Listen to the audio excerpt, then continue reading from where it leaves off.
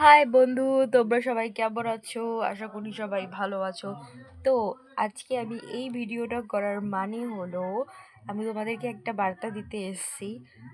ব্যাপারটা হচ্ছে তোমরা সবাই স্বপ্ন দেখো, আমিও দেখি।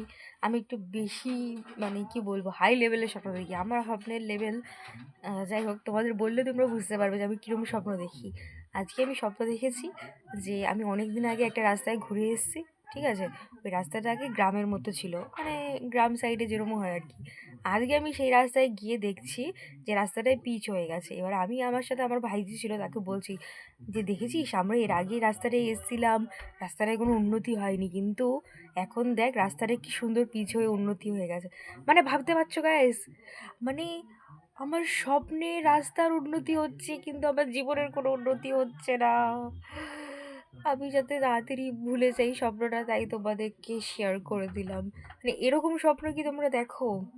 দেখলে আমাকে অবশ্যই জানিও প্লিজ। টাটা।